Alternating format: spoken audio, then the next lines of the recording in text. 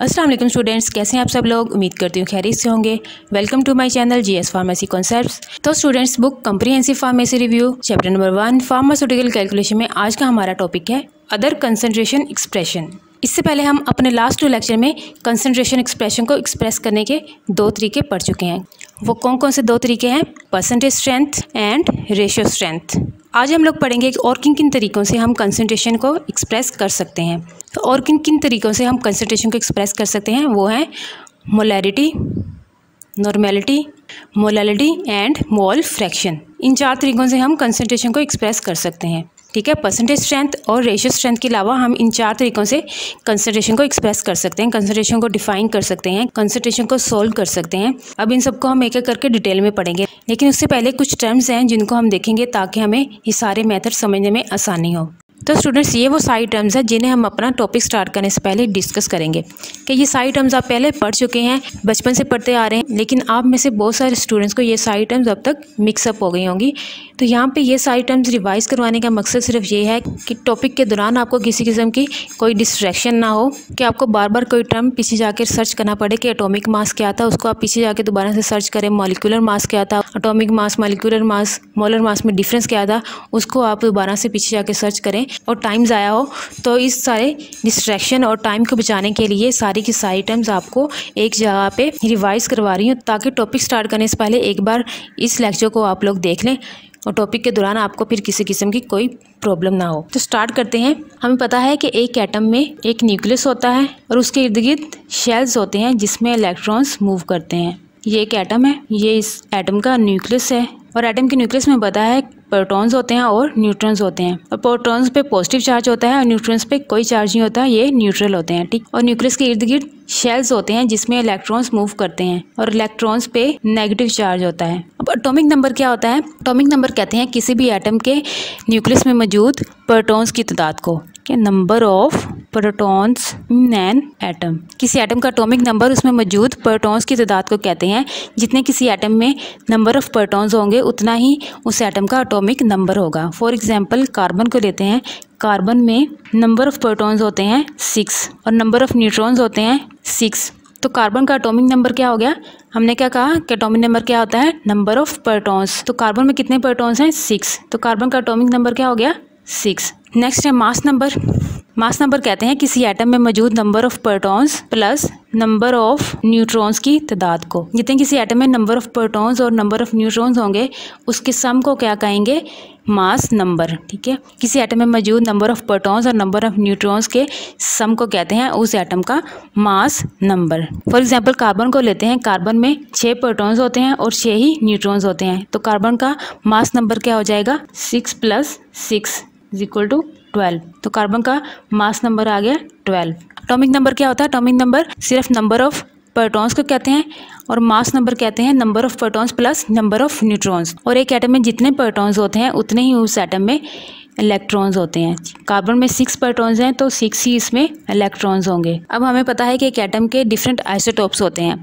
हम कार्बन को ही लेते हैं, कार्बन के 3 आइसोटोप्स होते हैं, C12, C13 एंड C14। ठीक है, तो ये कैसे आएंगे? C12, 13 and 14। हम तो सिर्फ C12 ले रहे हैं ना, तो C13 और C14 कैसे आएंगे?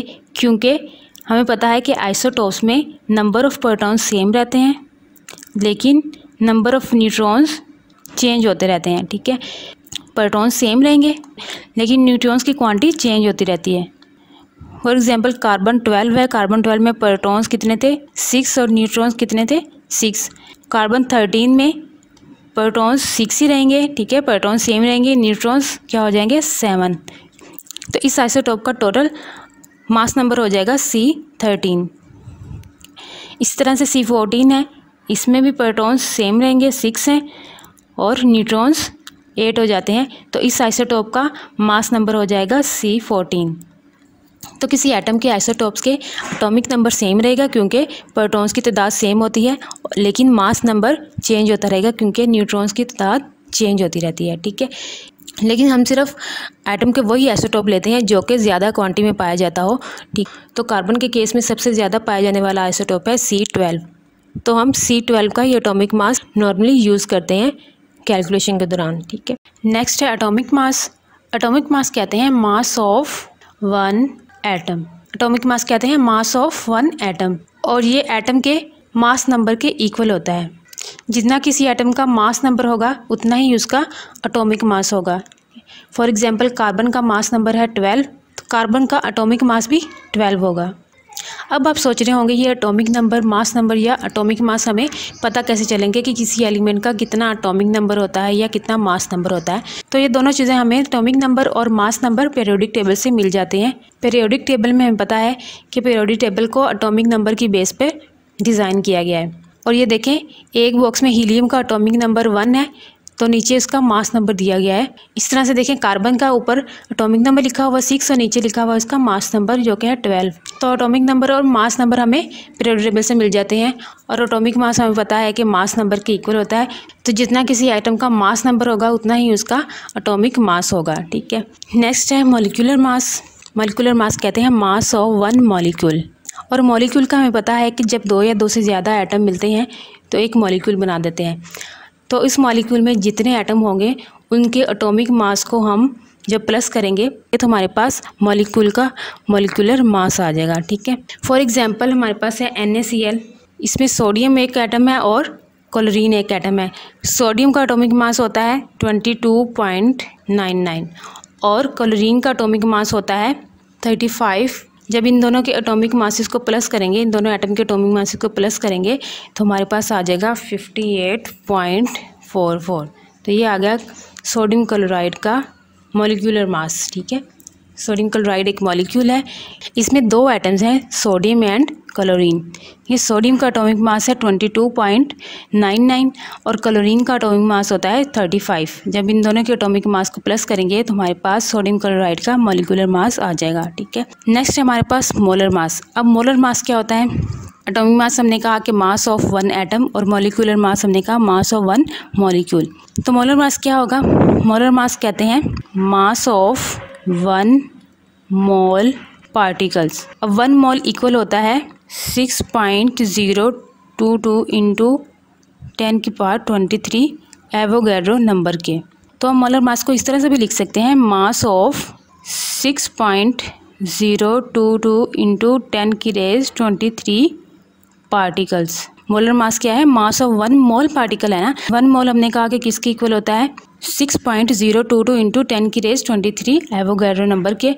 तो मोलर मास को हम इस तरह से भी लिख सकते हैं, मास ऑफ 6.022 इंटू 10⁻23 पार्टिकल्स। अब ये पार्टिकल्स एटम्स भी हो सकते हैं, मॉलिक्यूल भी हो सकते हैं। एटम के केस में आ जाएगा mass of 6.022 into 10⁻23 atoms. Molecule के केस में आ जाएगा मास ऑफ 6.022 इंटू 10⁻23 मॉलिक्यूल।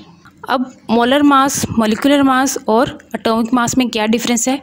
हमने कहा कि एटॉमिक मास होता है मास ऑफ 1 एटम, और मोलर मास है एटम्स के लिए मास ऑफ 6.022 इंटू 10⁻23 एटम्स। इसी तरह से मॉलिक्यूलर मास है मास ऑफ 1 मॉलिक्यूल, और मोलर मास मॉलिक्यूल के लिए है मास ऑफ 6.022 इंटू 10⁻23 मॉलिक्यूल्स। इसको हम इस तरह से समझते हैं, फॉर एग्जांपल हम कार्बन को लेते हैं। कार्बन का मास कभी कभी हम 12U लिखते हैं और कभी 12 ग्राम। ठीक है, जो 12U है उसको कहेंगे एटॉमिक मास, और जो 12 ग्राम है उसको कहेंगे कार्बन का मोलर मास। इसी तरह से अगर हम मॉलिक्यूल की एग्जांपल दें, सोडियम क्लोराइड है, ठीक, इसका मास हम कभी कभी 58U लिखते हैं और कभी 58 ग्राम। ठीक है, जो 58U है उसको कहते हैं मॉलिक्यूलर मास, और जो 58 ग्राम है उसको कहते हैं molar mass of sodium chloride. Atomic mass, molecular mass और मोलर मास की वैल्यूज सेम होती हैं, लेकिन डिफरेंस सिर्फ होता है यूनिट का। ठीक है, तो हम कह सकते हैं जितना किसी एटम का एटॉमिक मास होता है उतना ही उसका मोलर मास होता है, लेकिन डिफरेंस होता है सिर्फ यूनिट का। जब हम किसी एटम या मॉलिक्यूल के मास को ग्राम में रिप्रेजेंट करते हैं तो हमारे पास उस एटम या मॉलिक्यूल का मोलर मास आ जाता है। तो ये डिफरेंस पता चल गया आपको एटॉमिक मास, मॉलिक्यूलर मास और मोलर मास में। ठीक, तो इसीलिए हम मोलर मास को जब हम एटम्स के लिए लिखते हैं तो हम लिखते हैं ग्राम एटॉमिक मास क्योंकि हम यूनिट ग्राम में ले रहे हैं तो इसको हम लिखेंगे ग्राम एटॉमिक मास, और मॉलिक्यूल के केस में लिखेंगे ग्राम मॉलिक्यूलर मास। इसको हम GAM भी कहते हैं, ग्राम एटॉमिक मास, इसे कहते हैं GMM, ग्राम मॉलिक्यूलर मास। जब कहीं पे ग्राम एटॉमिक मास आएगा या ग्राम मॉलिक्यूलर मास लिखा हुआ आएगा तो उसका मतलब है मोलर मास। लेकिन गैसेस के केस में हम मोलर मास नहीं लेते, गैसेस के केस में लेते हैं हम molar volume. Molar volume mean mass of 1 mole gaseous particles. Mass of 1 mole gaseous particles, या 1 मोल इक्वल होता है 6.022 इंटू 10 की पावर 23 एवोगैड्रो नंबर। तो हम इस तरह से भी कह सकते हैं मास ऑफ 6.022 इंटू 10 की पावर 23 गैसियस पार्टिकल्स। और हर गैस का मोलर वॉल्यूम हमेशा 22.4 लीटर होता है, और हर गैस का स्पेसिफिक मोलर वॉल्यूम होता है जो कि हमेशा 22.4 लीटर होता है। लेकिन इसके लिए एक कंडीशन होती है, स्टैंडर्ड टेम्परेचर एंड प्रेशर। जब टेम्परेचर और प्रेशर स्टैंडर्ड होंगे तो हर गैस का मोलर वॉल्यूम कितना आएगा, 22.4 लीटर। और स्टैंडर्ड टेम्परेचर कितना होता है, 273 केल्विन, और स्टैंडर्ड प्रेशर होता है 1 एटमॉस्फेयर। जब टेम्परेचर और प्रेशर स्टैंडर्ड होंगे, जब टेम्परेचर 273 केल्विन और प्रेशर 1 एटमॉस्फेयर होगा, तब हर गैस का मोलर वॉल्यूम हमेशा 22.4 लीटर ही होगा। इसको हम STP कंडीशन भी कहते हैं, ठीक है, standard temperature and pressure condition. Standard temperature pressure होगा तो गैस का मोलर वॉल्यूम हमारे पास, तो गैस का मोलर वॉल्यूम होता है 22.4 लीटर। नेक्स्ट है नंबर ऑफ मोल्स। कि नंबर ऑफ मोल्स किस तरह से निकाल सकते हैं, कितने फार्मूले हैं नंबर ऑफ मोल्स निकालने के। 4 फार्मूला से नंबर ऑफ मोल्स हम निकाल सकते हैं। वो कौन कौन से फार्मूलाज हैं? नंबर ऑफ मोल्स निकालने का जो एक स्टैंडर्ड फार्मूला होता है वो होता है number of moles is equal to given mass, जो कि हमें क्वेश्चन में दिया हुआ होगा, ओवर मोलर मास। ये नंबर ऑफ मोल्स निकालने का एक स्टैंडर्ड फार्मूला है, ठीक है। अगर हमने एटम्स के नंबर ऑफ मोल्स फाइंड करने हैं तो ये फार्मूला इस तरह से हो जाएगा, given mass over gram atomic mass. और अगर मॉलिक्यूल्स के नंबर ऑफ मोल्स निकाले हैं तो ये फार्मूला हो जाएगा given mass over gram molecular मास। तो 2 फार्मूला तुम्हारे पास यही हो गए। अगर एटम्स के नंबर ऑफ मोल्स निकालने होंगे तो हमारे पास, तो हम ये वाला फार्मूला यूज़ करेंगे, और अगर मॉलिक्यूल्स के नंबर ऑफ मोल्स निकालने होंगे तो हम ये वाला फार्मूला यूज़ करेंगे। गैसेस के केस में अगर हमने गैसेस के नंबर ऑफ मोल्स निकालने हैं तो उसके लिए फार्मूला होता है number of moles is equal to volume at STP over 22.4 litre. Volume at STP, ये वॉल्यूम वो होगा जो हमें क्वेश्चन में दिया हुआ होगा। ये वॉल्यूम भी अगर STP कंडीशन पे है तो तब तो हम वैसे ही लिखेंगे जैसे क्वेश्चन में दिया हुआ होगा। लेकिन अगर ये STP कंडीशन में नहीं होगा तो फिर हम पहले इसे STP कंडीशन में कन्वर्ट करेंगे, फिर हम इस वॉल्यूम को इस फार्मूले में पुट करेंगे तो हमारे पास गैसेस के नंबर ऑफ मोल्स आ जाएंगे। और एक 4th फार्मूला है, जब हमें पार्टिकल्स दिए हुए हों, एटम्स या मॉलिक्यूल्स की बजाय हमें पार्टिकल्स दिए हुए हों, तो पार्टिकल्स के लिए नंबर ऑफ मोल्स निकालने के लिए एक और फार्मूला होता है। वो फार्मूला है number of moles is equal to number of particle जो हमें क्वेश्चन में दिए हुए होंगे ओवर एवोगैड्रोस नंबर। ये पार्टिकल्स के नंबर ऑफ मोल्स निकालने के लिए फार्मूला होता है।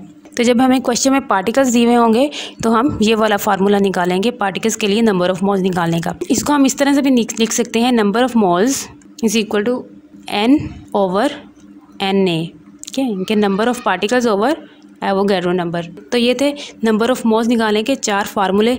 अब हम इन्हें सेपरेट एग्जाम्पल के साथ देखते हैं। फर्स्ट एग्जाम्पल है हमारे पास, calculate the number of moles in 392 gram of sulphuric acid. Number of moles निकालने हैं सल्फ्यूरिक एसिड के, ठीक है। सल्फ्यूरिक एसिड, अब हमें पता है कि सल्फ्यूरिक एसिड एक मॉलिक्यूल है, तो हम नंबर ऑफ मोल्स का कौन सा फार्मूला लगाएंगे, number of moles is equal to given mass over gram molecular mass. क्योंकि हम मॉलिक्यूल्स के नंबर ऑफ मोल्स निकाले हैं तो हम ग्राम मॉलिक्यूलर मास वाला फार्मूला लगाएंगे। तो इसमें गिवन मास हमें कितना दिया हुआ है, 392 ग्राम, और मॉलिक्यूलर मास सल्फ्यूरिक एसिड का हम निकालेंगे। सल्फ्यूरिक एसिड का मॉलिक्यूलर मास क्या होगा, H2SO4 है। हाइड्रोजन का एटॉमिक मास होता है 1 और 2 हाइड्रोजन एटम है, प्लस सल्फ्यूरिक एसिड का एटॉमिक मास क्या होता है 32। ऑक्सीजन का एटॉमिक मास क्या होता है 16, और ऑक्सीजन के कितने मॉलिक्यूल हैं 4 के साथ हम इसे मल्टीप्लाई करेंगे प्लस, तो हमारे पास आ जाएगा 2 1 2 प्लस 32 प्लस 4 को 16 के साथ मल्टीप्लाई करेंगे तो हमारे पास आ जाएगा 64। जब हम इन तीनों को प्लस करेंगे तो हमारे पास सल्फ्यूरिक एसिड का मॉलिक्यूलर मास आ जाएगा 98 ग्राम। ये हमारे पास आ गया सल्फ्यूरिक एसिड का मॉलिक्यूलर मास। इसे हम फार्मूला में पुट करेंगे। गिवन मास हमें दिया हुआ है 392 ग्राम ओवर सल्फ्यूरिक एसिड का मॉलिक्यूलर मास हमारे पास क्या आ गया 98। जब हम इसे डिवाइड करेंगे तो हमारे पास आंसर आ जाएगा 4 मोल्स। तो ये हमारे पास आ गए सल्फ्यूरिक एसिड के नंबर ऑफ मोल्स। नेक्स्ट है हमारे पास calculate number of moles in 44.8 litre of carbon dioxide at STP condition. अब हमने नंबर ऑफ मोल्स निकालने हैं किसके, कार्बन डाइऑक्साइड के, जो कि क्या है गैस।